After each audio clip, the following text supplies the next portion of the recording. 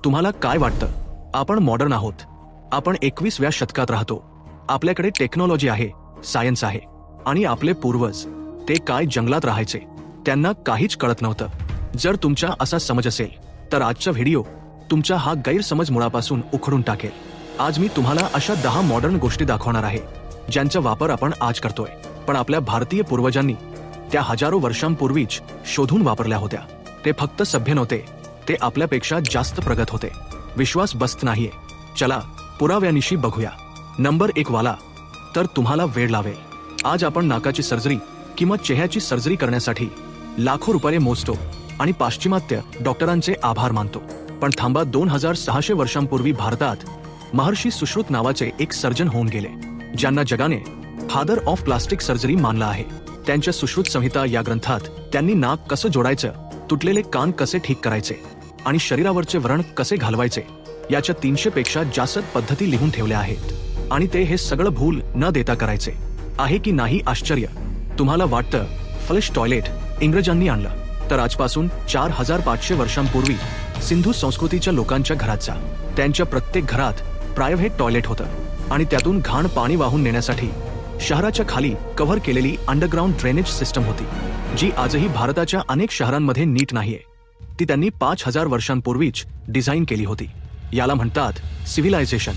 ही गोष्ट खूप छोटी वाटते, शर्टाचं बटन, पण याचा शोध कोणी लावला?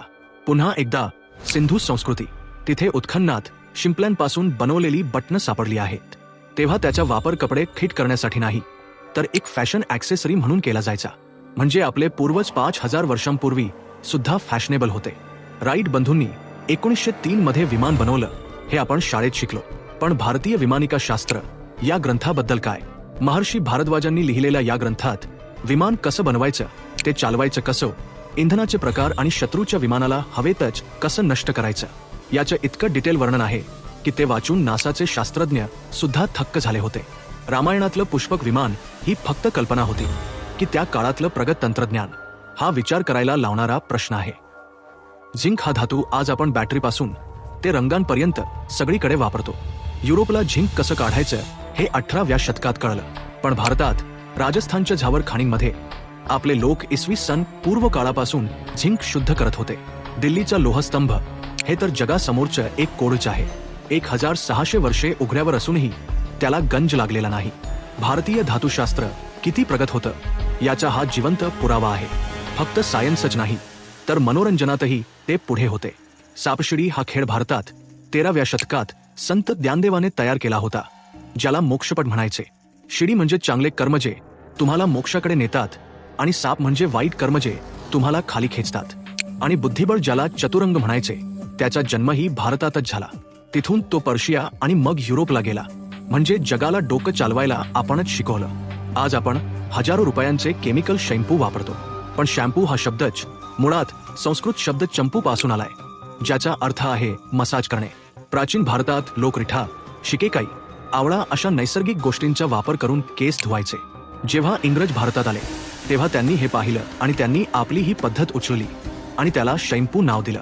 आज आपण परदेशातल्या युनिव्हर्सिटीमध्ये ऍडमिशन मिळावं म्हणून धडपडतो, पण जगातील सर्वात पहिली निवासी विद्यापीठे तक्षशिला आणि नालंदा भारतात होती. नालंदा विद्यापीठात 10,000 विद्यार्थी आणि 2,000 शिक्षक होते.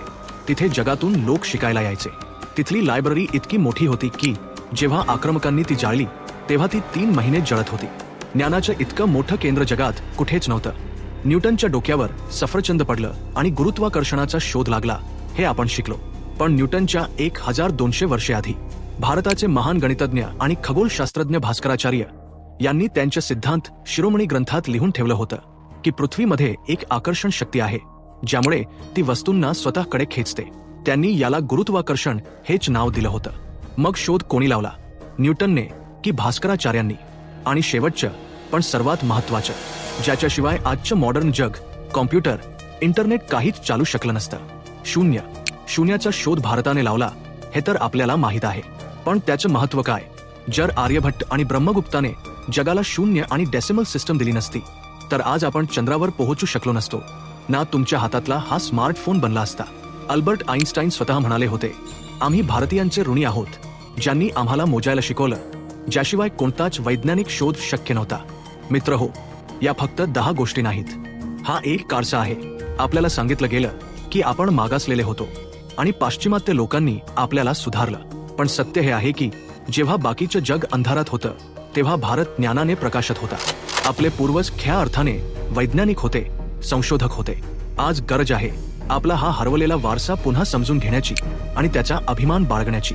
तुम्हाला यापैकी कोणती गोष्ट वाचून सर्वात जास्त आश्चर्य वाटलं, कमेंट्समध्ये नक्की सांगा. आणि जर तुम्हाला भारतीय असल्याचा अभिमान वाटला असेल तर हा व्हिडिओ जास्तीत जास्त लोकांपर्यंत पोहोचवा. जय हिंद, जय भारत.